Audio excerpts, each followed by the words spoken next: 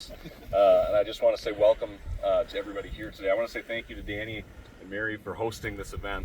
I also want to say thank you to Governor Walz for coming here. I believe in one Minnesota, even though in small town politics we're nonpartisan. We don't have any party affiliation. We just serve our community.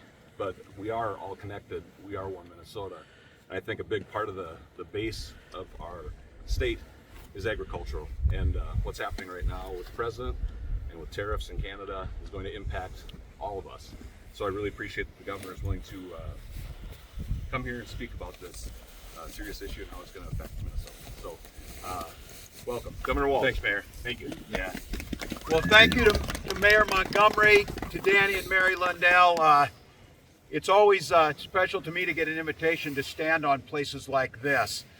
You look out across here, and I'm just hearing this cemetery back here holds 6 generations of this family that was on this pace before Minnesota was a state in 1856, and that lineage. So yes, it's economic, but what we've always said when it comes to agriculture, it's cultural and it's the soul of who we are. And as we've seen consolidation and operations getting bigger and bigger, the characters of rural Minnesota and rural America change because of that.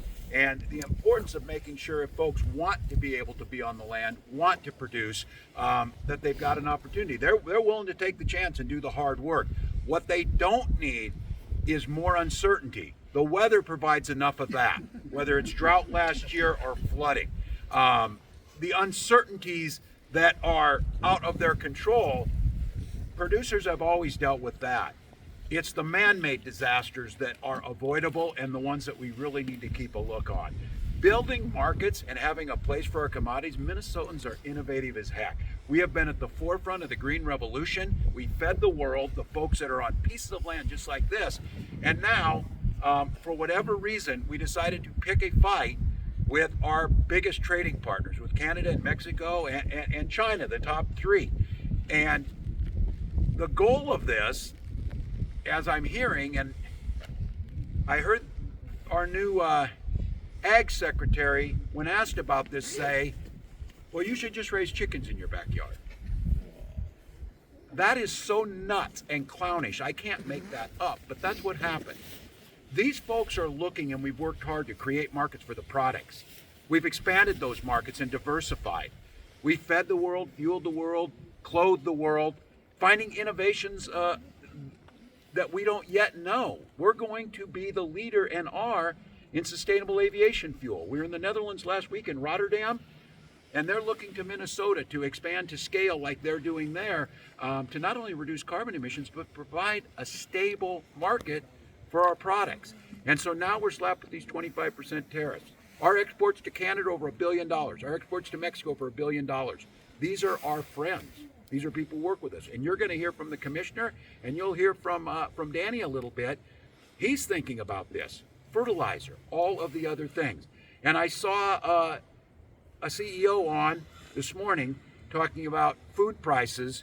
You will see it within the next few days start to happen. That was not the promise. And so here in Minnesota, I think making sure that we're providing opportunities, we're opening up markets. I have to say, Commissioner Peterson and his vision for this, I see it everywhere. I hear it from people. When I'm somewhere on a trade mission, Tom Peterson has already been there and established relationships, and things are already happening. That's why looking, and people say, well, why are we in Morocco? Why are we in Finland? Why are we here? Because we're opening these markets and opening up trade, which is always a good thing. And I would just close, for those who think we're going to win this and Canada's going to give in, that's a very simplistic way of looking about this, because the one thing that's going to happen if this thing goes on for any amount of time, these trading partners are going to look for other partners. They're going to look elsewhere. And we know we lost markets for our soybeans to China the last time we did this. They went to Brazil. They went to Argentina. They'll go somewhere else. And we have to be trusted trading partners, because folks are working too hard out here, producing what the world needs. We all benefit from this. And the idea, and again, we're just talking about this. I'm nervous about this, especially for our small producers, because we know when these things go bad and people have to sell, we get consolidations. Hell, I don't know, maybe the Trumps are into farming now and they just make a way to get cheap land. Who the hell knows? But I know it's not smart to put people in a position where this is totally avoidable. We'll continue to produce and feed the world, fuel the world, give them an opportunity. So here in Minnesota, we're going to continue to invest. We're going to continue to make the case. And the connection with the mayor talking about this with Cannon Falls and others, the ag community is the soul and the heart of the economic growth in these rural communities. If you lose your ag community, you get a consolidation. There's no need to have a furniture store in those communities. There's no need to have the school in those communities. And that's why we see a shrinking of rural populations when people choose, and you can see why standing here, why you'd want to live on this piece of property for 6 generations, because it's absolutely beautiful. And with that, I'm going to turn it over to Ag Commissioner Peterson to give a few details on what these tariffs mean for Minnesota.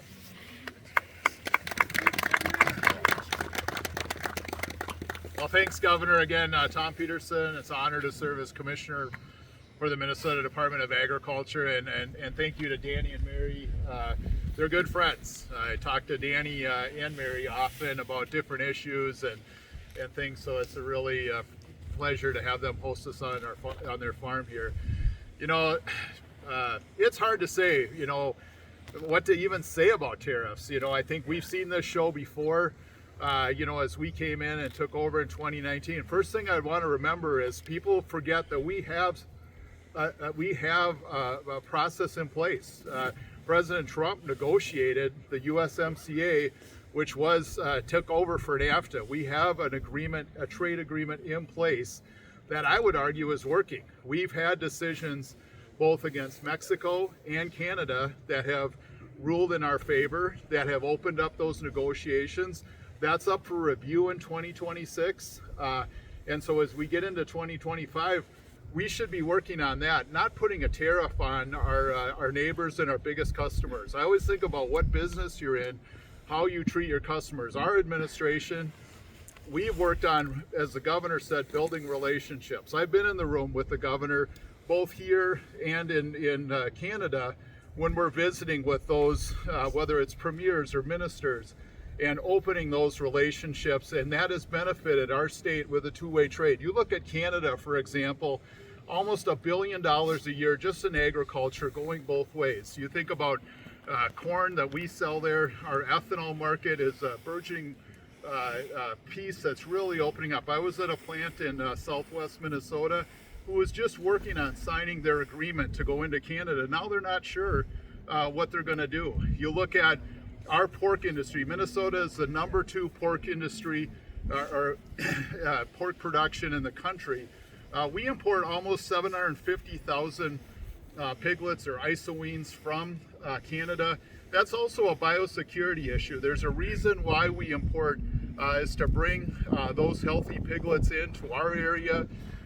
Very interdependent on that. And then as Danny mentioned, potash. Potash is really important when we look at that value. When the Canadians, they've been putting a full court press on and sending people here. We had Minister Kading here from Saskatchewan. You know, what they tell us is, you know, not every farmer is going to see the impact of this right away. It'll depend on your operation. But with fuel and fertilizer, if you're in the pork industry, if you're exporting corn, you're going to see what they tell us, $4 to $8 an acre. That's real impacts on a time when, quite frankly, for the crop industry, is not great. I look at the mediation reports that farmers get for January of 2025. We had 7 times more mediation sent to farmers than we did in January 2024.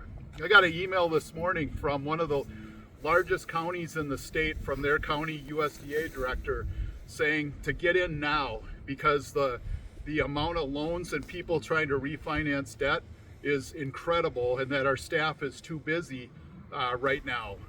So we know that these tariffs are just not going to add a lot of stress and a lot of uncertainty to our farmers. So I hope that as we work with the USDA, as we work with our congressional delegation, that calmer heads prevail, and that we're able to get to this piece where we're negotiating and back to building relationships, because I think that that's what we feel works. So with that, I want to introduce Danny to say a few words too as well. Me too. Yeah. Why don't you have the So this is my family farm. It's been in our family now 159 years. Of course, it's when it was originally a farm, there was turkeys, chickens, pigs, dairy cattle, and then my dad, it was strictly dairy cattle, and then we had the dairy cattle when our kids were young, and then now we're down to corn and soybean crop farming. So it's gone from a diverse farm to more specialized with that. But So I'll touch base a little bit as the governor and Tom spoke about was the fertilizer. Potash comes out of Canada. It's not produced here. Canadians can't come here and produce potash. There will be a tariff on it. That's going to affect. We need potash to raise healthier crops. And it doesn't matter if you're big, medium, or small. It is going to affect you. My cousin Stan is here. We're longtime relatives, and he can speak too about farming. Well, I live on a farm. Danny and I share the same great-great-grandfather. The place I live on is just southeast of Cannon Falls. My great-grandpa bought that place in 1876 and has been in the Lundell family where I live since then, and it's been in continuous farming since then. I was a former dairy farmer until 8.5 years ago. Now I'm just crops and beef cattle. I have a cow-calf operation and feed out some cattle. This tariffs, there's no winners in this, as far as I can see. I don't see how you can hurt every sector of economy. It's not just going to be the ag community. Every sector of the economy is going to be affected by this. And inflict pain on everybody for what? That's not the solution. A simple solution is be a good neighbor. Yes. I'm taking that. Taking that line. Well, I think here, this is totally avoidable, and if I had some advice on this one, President Trump can just claim victory. We'll create an award here and award it with him that he won the trade war. Good for you. But let us get back to the work of real economics, the growing of the food, making sure that we're innovating for the future. These communities, whether it's Cannon Falls or it's the state of Minnesota, or whether it's our country's depending on this, and this just makes no sense. And I think I would just close with that Tom made the case of this. Donald Trump, when he was first president, had the opportunity to do this. He negotiated the trade deals, which he now says was terrible, and it should have never been signed. He signed it.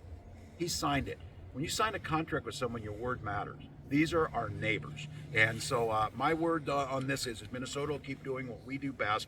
We'll continue to do what we can do to make sure that we're there to support our ag community, making sure that our budgets reflect that, and that these folks are able to do what they've done for nearly 160 years. With that, got some questions. Governor, any